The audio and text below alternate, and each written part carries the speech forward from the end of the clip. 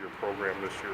Yeah, I think the biggest thing is how much just year over year he's just continued to get better and saved his best for last. And you think of what he's done this year, and point-wise, with being on the second power play unit and probably not getting as much PP time as some of the other guys. His production 5-on-5, which tells you a lot about a player, especially in this league, playing against the best teams in the country.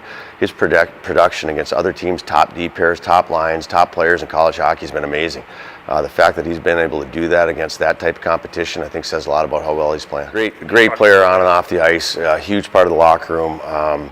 He's a guy that's pretty quiet in there, but when he does say something, it carries a lot of weight. And he's also led by example. Here's a guy that a lot of people see as a skilled player, but he's been one of our best penalty killers. He's been one of our best players 5-on-5, whether it be offensively or defensively. He's on a line that'll be out there in either situation. So I think when you look at a player who put up those kind of points, sometimes you think it's all flash. But to me, there's so much substance and detail to his game, both ends of the rink, that makes him just an invaluable part of our team. Both of those guys. Yeah, obviously as a coach, you're just so happy because they're, number one, they're both great people.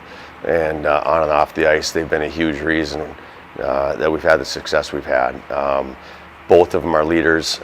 Jimmy, obviously, been a 3-year captain, a guy that's really, I think, been an anchor to a program that's been so successful all 4 years that he's been here. You think of it, 3 NCAA tournaments, couple Penrose Cups, a league championship. He's a guy that's led on the power play, on the penalty kill, up a goal, down a goal, doesn't matter. He's the guy that you lean on.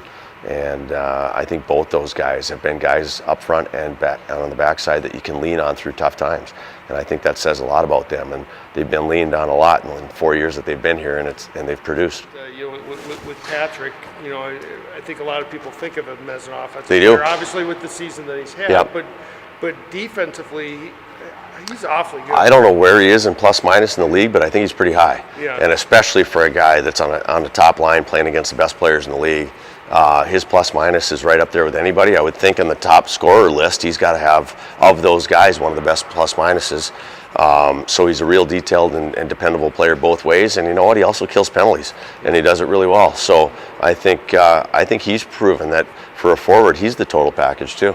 Real appreciation. Yeah, I have. Kind of from day one, though. The nice thing about being a new coach is you have a new perspective. You don't have any preconceived notions on anybody, right? And Gibby laughs about it. He goes, Lars, for the first 2 weeks, you kept coming off and saying, hey, this Newell kid's unbelievable. This Newell kid's unreal. This Newell kid. And he kept catching my eye. And the more I got to know him as a kid, I really enjoyed the relationship. He really cares about his teammates. It's kind of in a quiet way.